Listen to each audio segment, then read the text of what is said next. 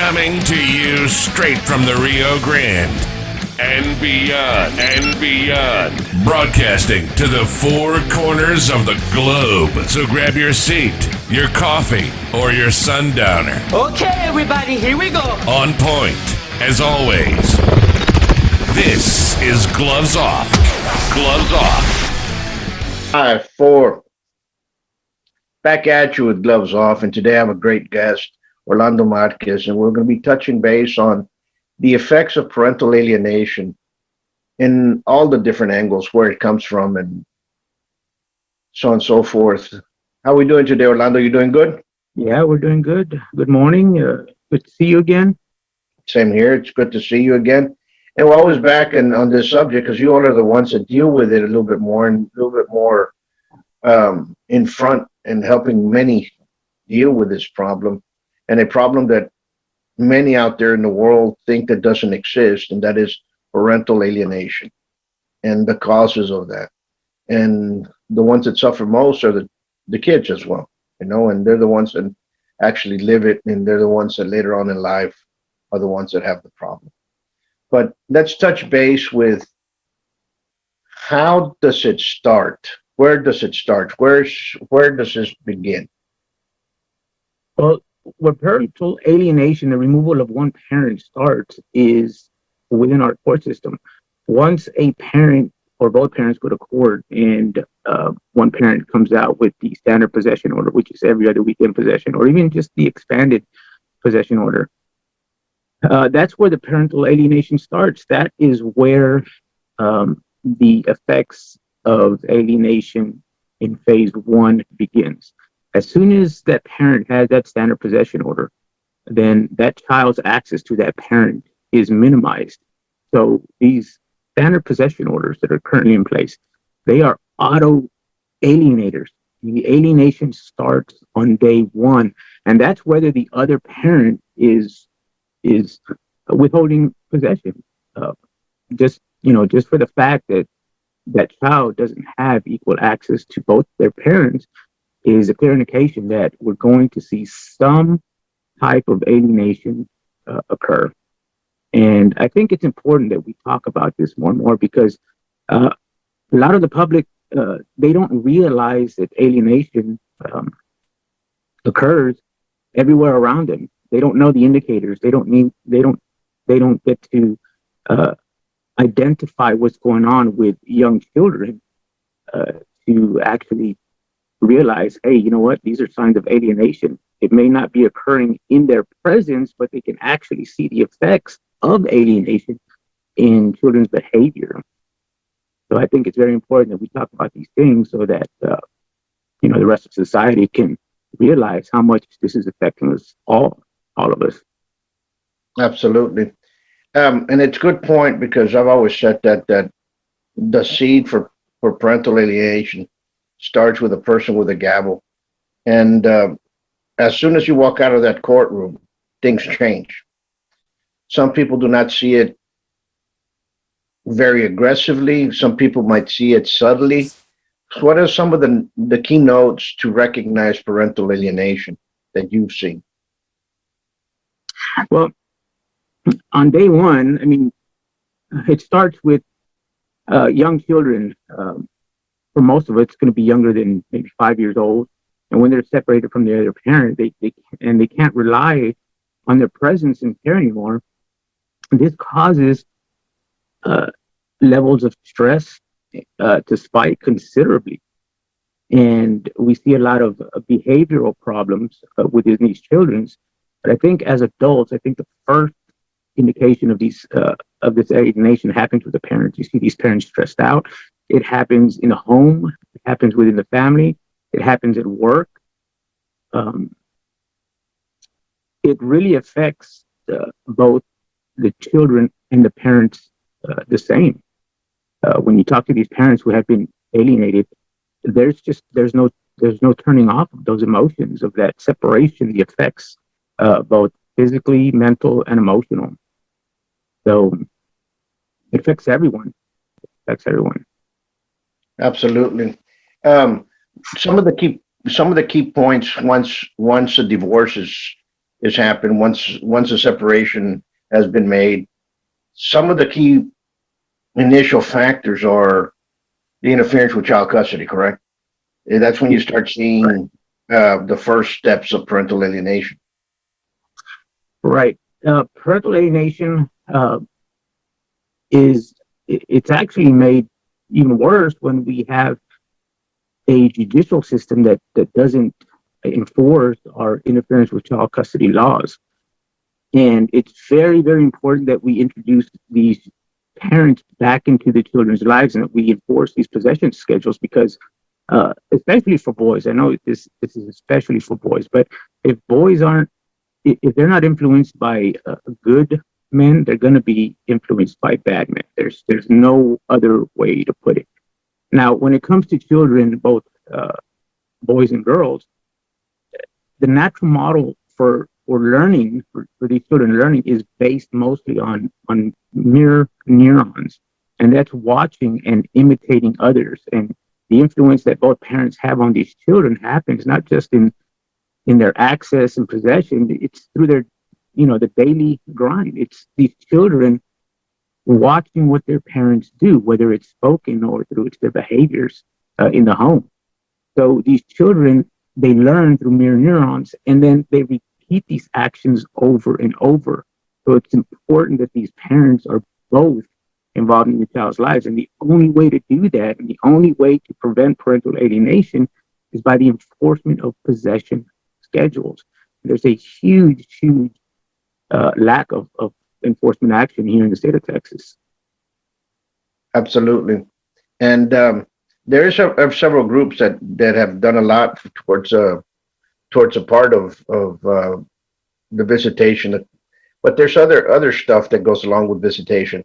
Most police departments here in the state look at this, instead of the felony that it is, they look at it as just a civil matter. Okay, but there's other things that folks can insert inside a divorce, such like first right of refusal or video calls or stuff like that all of a sudden are not met. And when you complain about it or say that, the police say it's a civil matter, right? It's still interference. And what happens is that when you go in front of a judge, most judges just brush it off like if it nothing happened. What is a good way, or how is a good, in other words, what I'm trying to say is, how can we bring that matter of parental alienation for the judges to understand what it is? What's a good factor? I think additional training for them, but I think on the law enforcement side, I think it's a huge problem that needs to be addressed, because what first responders in general, not just police officers, but mainly police officers, because that's the first line of contact. But I think what they don't understand is that the product of fatherless homes and parental alienation is the biggest threat to peace officers. When you look at our prison systems, it's over 80% of the population is the product of a fatherless home. If you put both parents equally in that child's life, then you minimize the risk that they're going to go through our judicial system and they're going to be housed in our prisons. So I don't think that law enforcement knows that when they don't enforce possession schedules, they are the increase. The child is going to have a negative outcome later on in life, and the probability that they're going to join the prison system, it increases. So when these officers do not enforce possession schedules and they do not encourage enforcing possession schedules according to the court orders, then they're going to see this child later on. I mean, it's almost guaranteed that they're going to have problems, because there's an increase for drug abuse, there's an increase for alcohol abuse, there's an increase for domestic violence, there's an increase for burglaries, robberies, high school dropping out, behavioral problems. So I think we need to reach out to these law enforcement agencies and realize, hey, the people that you come in contact with it can be directly tied many times to the actual absence of the father in that child's life. And I get it. The easiest thing to do is not to write a report, not to submit to an investigator so he can complete his investigation, and not to turn over the investigation over to DA. I mean, I get that it's difficult. I get that it's very difficult to do these things, and it's very time consuming. But if you don't risk anything, then you risk even more. And we're starting to see that. As Parental Alienation has been around for a few decades already. We're starting to see a lot of these problems associated with single parent homes. So I think the first step is going to be to get these law enforcement agencies on board in realizing that the products of fatherless homes are their biggest risk, not only to injury, but to death. Absolutely. I agree with you 100%. I agree with 100%. You see, and that, I guess it's a training. I don't know whether it's the training after the academy, but I think, or what it, that brings them to do that. What gets me is when they show up, and let's say if it's a father, and the father shows up to pick up the son or daughter, has a decree, the ones that get volatile are the police towards the father all the time. And it's something that it's kind of like if they egg it on towards that. I'm not saying it's a majority that do this, but there's a lot of cases that are out there that it leads to something worse. And some of these. Go ahead. That's interesting that you mentioned that, because a lot of the videos that I've seen from some of these reform groups, especially the George Saldana's group, who actually has parents turning their videos in their interaction with law enforcement. And his group is Texas 2503, Interference with Child Custody. But if anybody has any background in behavioral analysis, and you see these officers and these parents interact, I pay attention a lot to the officers. And what you just mentioned is that a lot of times they have an adversarial role towards the father. Now, in law enforcement, it's predominantly males.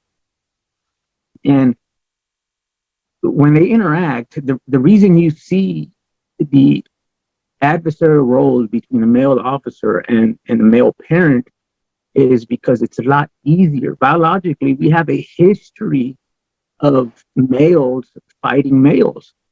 But if you look throughout our history, our human history, in every society on our planet, we have a long history of fighting other men, but we don't have any history of men fighting women. So unless these officers realize the biological drive to actually become adversarial and combative towards other males, you're absolutely right. And we see this in the videos where the male officers take the automatic stance against the father instead of the one who's actually committing the felony. The one with the felonious behavior is the one who gets the free pass. Yeah, it's crazy. It's crazy. But I think officers need to realize the biological drive that's occurring. I mean, they need to be trained on this. It's not something that you can just identify. You have to be trained on behavioral analysis on some level to realize what's going on. Because, like I told you, in our human history, we're full of combat and war and battles where men are fighting men, but we don't have a history of men fighting women. It doesn't exist. Absolutely.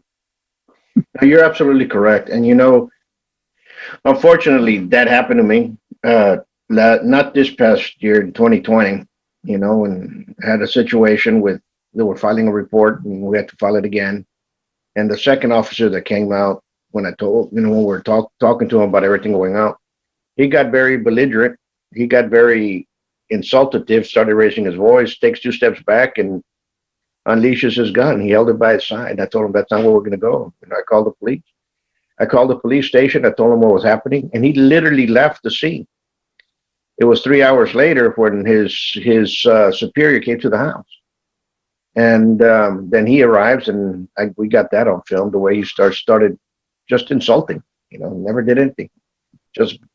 But it's interesting to see because this happens all the time, and with males. I think there was one got shot recently, wasn't there? Well, there's been several cases, documented cases where, there's been a shooting, there's been murder. But I mean, when you look at family law in general, I mean, and then you compare them to other sections of the law, family law creates more suicide, it creates more homicide and more filicide than all the other areas of law combined. And, that's a huge problem that we're not addressing. And, like the instance where you're talking about, where you had this officer that was very combative, you can almost guarantee that he came from a fatherless home as well, because it sounds like he wasn't able to self-regulate. And it's really, really huge that an individual be able to self-regulate within the law enforcement community, because all you do is deal with other people's problems. So being able to handle the stress of the job and problem solve goes way back, not to the academy, but to your upbringing, to your presence around your father, presence around your mother. That's where it starts. And when you remove one of these parents, the child's ability to properly develop and regulate areas, of their lives begins to diminish when they grow up, and we see that they just don't operate the way the rest of us successfully operate the way the rest of us do. Yep. And so I think this issue of parental alienation just kind of just like does a spectrum, that there's a lot of things people need to really look at and learn because of what happens. And this is one of them. This is one of the things with police officers. They need to take some other type of class, or maybe they have to, when something like this, two officers show up and one be a female or whatever, to kind of bring down the issue. And because I've seen both, I've seen the males that become very aggressive, then I've seen the females that become very passive. In fact, one of them just, went down. The same thing was happening to her brother, and she basically started crying, and we talked about the whole situation, which was, she was a great police officer. And, she says, this happens to my brother, the same thing. And, she just broke down right there. But let's kind of change the subject and bring it up more.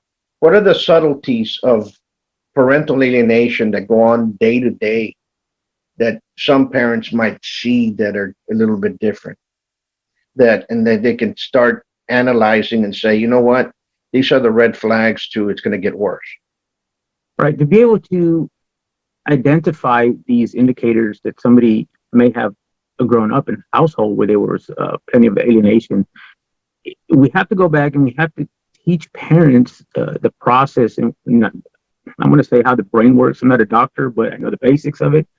And there's a part of the brain called the anterior cingulated cortex, or the ACC. That's what we call it, the ACC, and that controls self-regulation, and that's your body's ability to regulate on 3 levels. It's physical, mental, and emotional. If someone becomes upset, they're mad or frustrated, they're going to have a harder time self-regulating, and this will eventually result in them quitting whatever they're doing or giving up whatever they're doing, giving up on their goals, quitting on relationships, and we see this often. And this ACC, it controls all 3 types of self-regulation. If just one type is drained, the others are going to suffer as well. As a parent, I have a 7-year-old. It's very important to realize that our children's eventual success in any field will depend on their ability to self-regulate in one, if not all, of these areas. So when it comes to success in all aspects of our lives and at every age, those of us that have a greater ability to self-regulate physically, emotionally, and mentally tend to be the most successful. Children who are separated from their parents or neglected from an overburdened parent consistently show that the disruption of that other parent's presence and care, it greatly affects critical self-regulation. And the very first indicators of this usually surface when children are starting school. I'm very involved in my child's classroom. My mother was a teacher for over 30 years.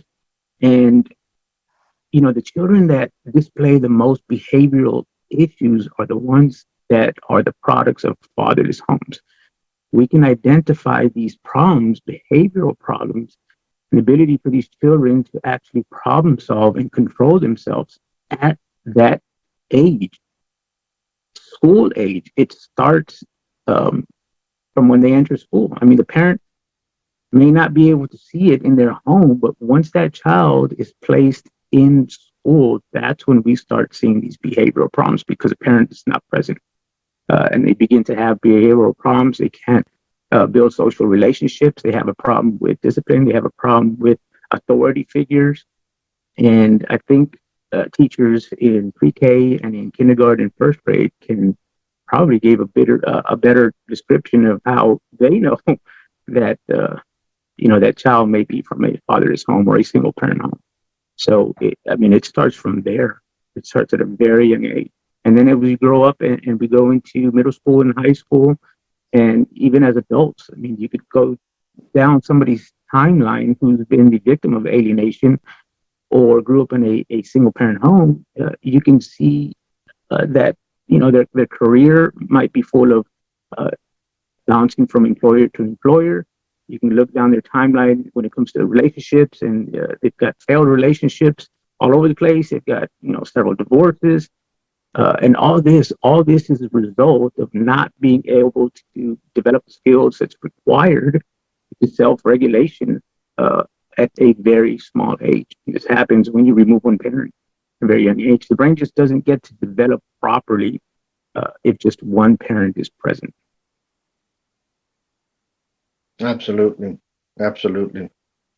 And sometimes some kids are born and there is not one parent. One parent passed away. But what I see is a problem that will become bigger if we do not address it now. So within the next decade, parental alienation is going to be out of hand. Interference with child custody here in Texas, if the police do not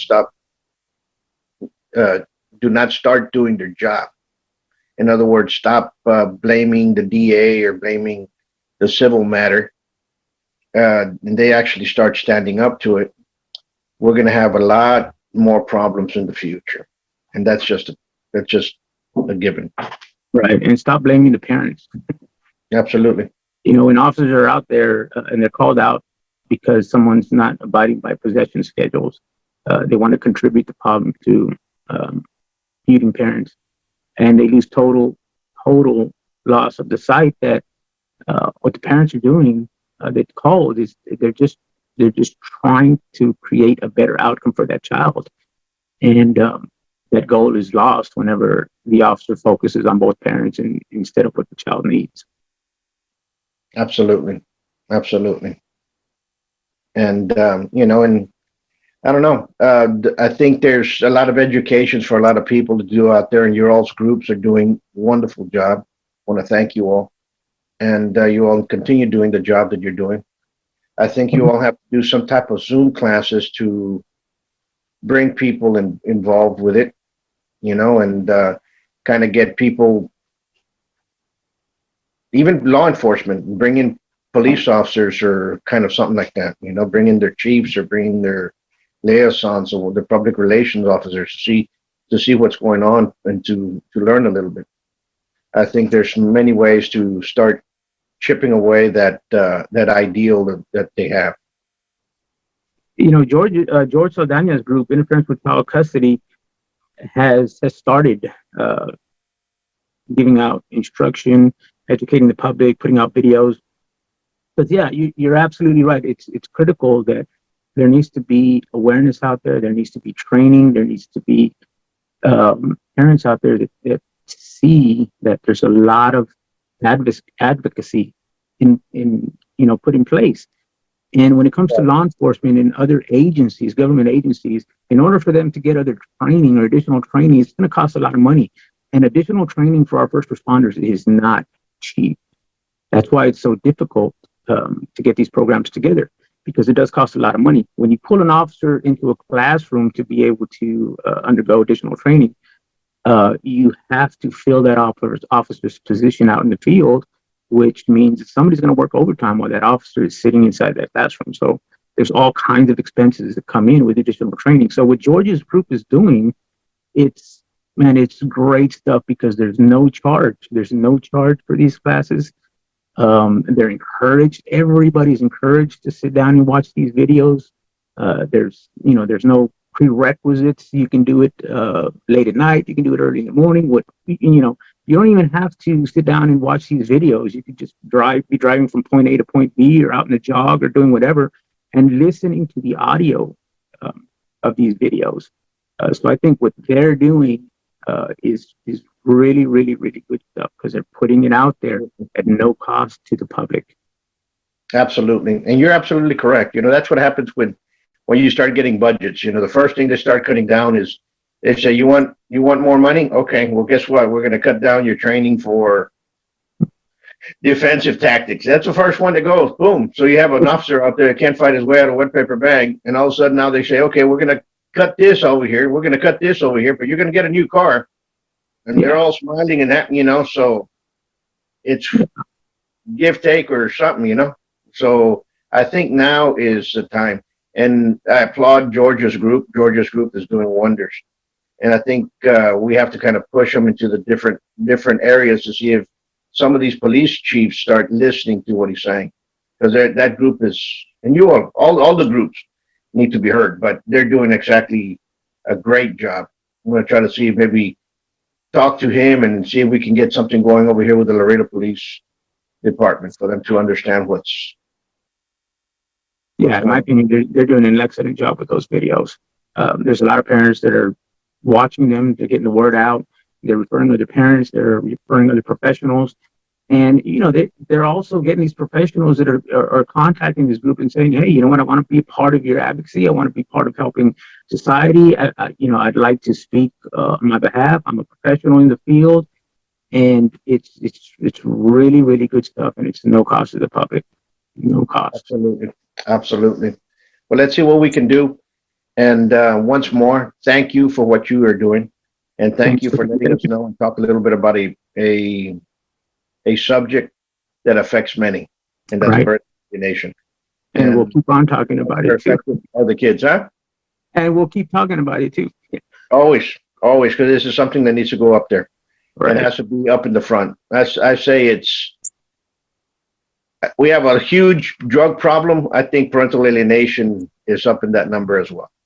That's a cause to a lot of the issues that are out there.